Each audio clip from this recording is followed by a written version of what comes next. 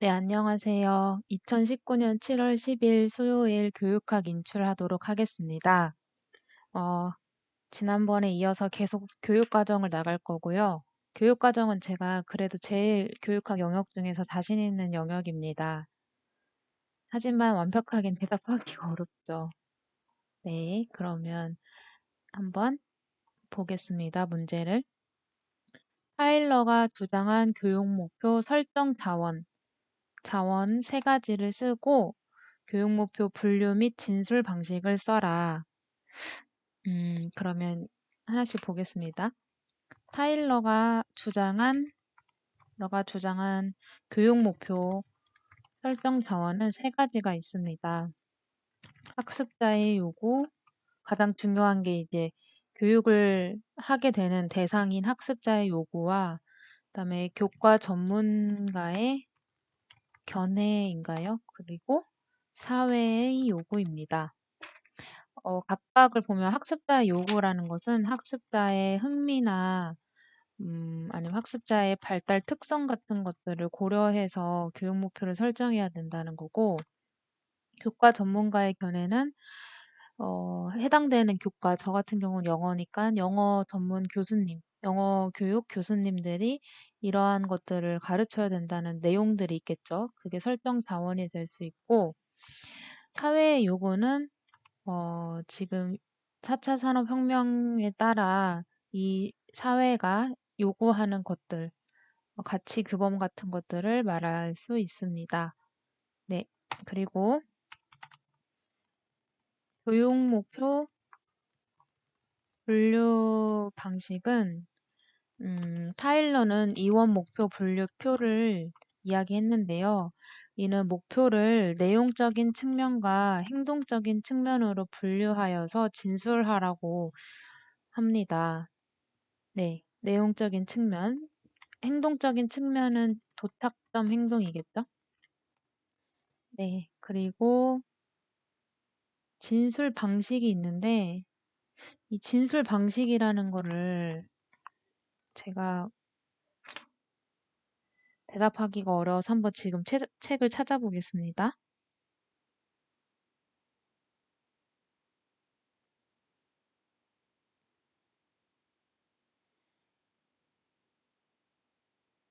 진술 방식,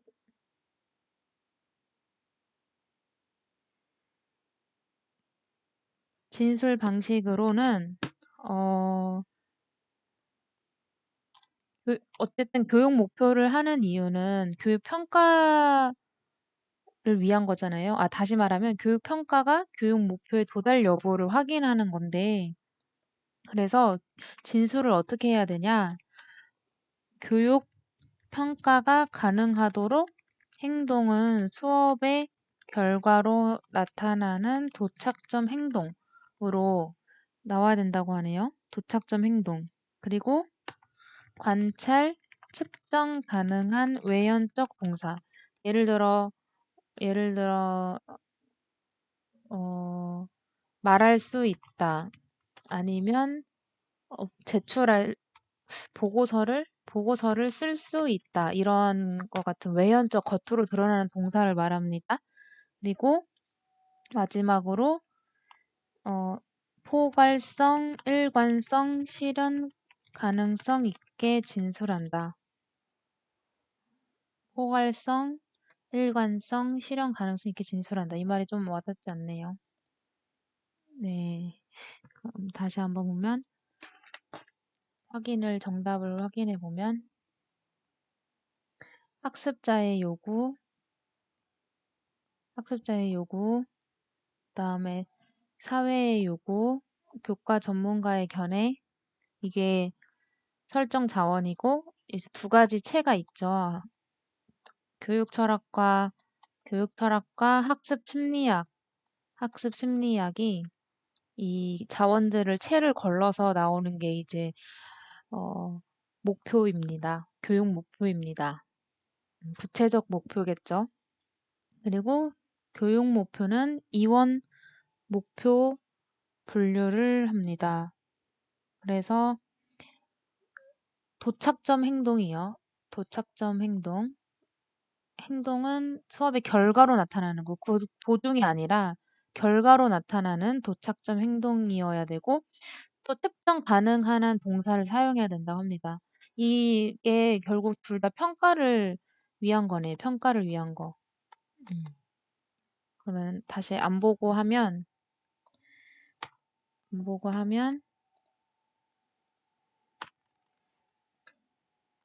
평가. 평가를 위해서 교육 목표를 진술 시 도착점 수업 후, 즉 수업의 결과로 나타나는 도착점 행동으로 기술해야 되며, 그다음 외연적 행동을 나타내는 동사? 행적을 나타내는 동사로 표현한다. 외연적 동사. 관찰 가능한. 네, 이렇게 볼 수 있습니다. 다음 두 번째 문제를 보겠습니다. 블룸이 제안한 교육 목표 분류 중 인지적 목표를 위계화하여 제시하고 설명하라. 블룸이 제안한 교육 목표. 블룸은 인지적 영역, 행동적, 심리적, 정의적 영역, 그다음에 심리 운동적 영역으로 이렇게 분류를 했고, 그중 인지적 영역은 복잡성에 따라서 위계화하였습니다.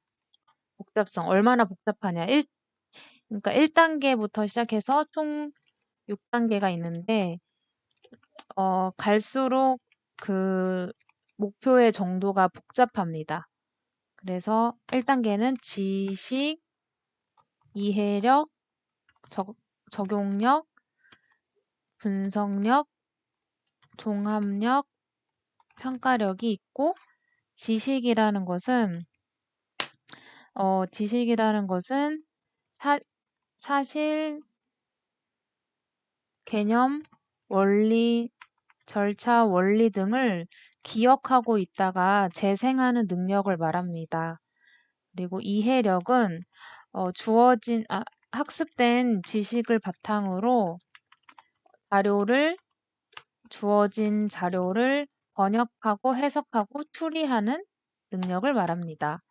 적용력은 새로운 상황에서 배운 지식을 새로운 상황에서 나타나는 문제를 해결해 나가는 하는 능력을 말합니다. 새로 나타난 문제를 지식을 활용하여 해결하는 능력을 말합니다. 분석력은 전체 개념을 부분으로 나누어서 조직화? 부분으로 나누는 능력입니다. 종합력은 요소로 나눠진 부분을 합쳐서 새로운 것으로 창안하는 능력을 말합니다. 마지막으로 평가는 주어진 과제에 대해 가치 판단하는 능력을 말합니다. 네, 지금 다 맞췄나 한번 보겠습니다. 지식은 학습한 내용을 기억하고 재생하는 것이다.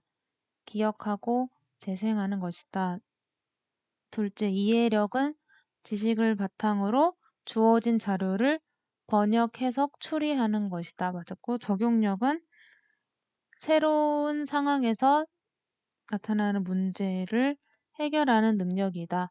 맞았고, 분석력은 전체를 부분으로 나누어 여기 추가해야 되네요. 요소 간의 관계를 파악해야 됩니다. 분석에서 끝나면 사실 분석이라는 것은 예를 들어 이번 경기를 분석한다라는 것은 어떤 그 경기의 선수들 개개인을 나누는 것도 있지만 그 선수들 간의 관계 아니면 분석일 때 기후는 어땠고 장소는 어땠고 관중들은 어땠고 이런 것들 다 쪼갠 다음에 나눈 다음에 그것들 간의 관계를 같이 생각해 봐야겠죠. 그래서 이 관계를 파악하는 능력도 같이 분석력에 포함됩니다. 요소 간의 관계 파악. 그다음에 다섯 번째로 종합력은 여러 개의 부분 요소를 하나로 합쳐서란 말보다는 통합해서 새로운 것을 창안하는 능력입니다. 네. 그다음 평가력은 주어진 자료의 가치 판단 능력을 말합니다. 네. 그러면 다 맞았고요. 다음 문제 3번 보겠습니다. 최교사의 주장과 관련된 교육 목표. 최교사의 주장은 아마 그거였을 거예요. 아이즈너의 목표를 말하는 거고, 아이즈너도 물론 행동 목표를 이야기했지만 타일러의 모형을 비판한 점이 두 가지 목표가 있다고 보았어요. 첫 번째는 문제 해결 목표와 두 번째는 표현적 결과입니다. 문제 해결 목표는 어떠한 문제가 주어지고 이 문제를 해결할 수 있는 조건을 같이 주어줍니다. 그래서 학생들이 조건 내에서 다양한 해결책을 찾는 것을 의미합니다. 다양한 해결책을 찾는 것을 의미합니다. 그래서 이때 해결책은 교사가 미리 정해져 있지 않고 교사가 미리 정한 것이 아니고 학생들이 다양하게 도출할 수 있다는 특징이 있습니다. 두 번째 표현적 결과입니다. 표현적 결과란 타일러 같은 경우는 사전에 즉 수업 전에 교육 평가 기준을 만들었죠. 행동 목표. 수업 전에 설정한 교육 목표가 있을 텐데 그 행동적 목표가 있을 거예요. 근데 이거에 비해 아이즈너는 수업 중이나 수업 후에 얻게 되는 부수적이고 확산적인 목표가 있다고 합니다. 부수적인 학습 경험을 말한다고 합니다. 이걸 표현적 결과라고 보았어요. 네. 그래서 여기까지 문제 1, 2, 3번을 보았습니다. 다시 보자면 타일러 자원 3가지, 목표 진술 방식 분류, 그리고 블룸이 제안한 인지적 영역 목표 6가지, 그다음에 아이즈너가 말한 문제 해결 목표, 표현적 결과가 있습니다. 네, 그럼 다음 시간에 뵙도록 하겠습니다.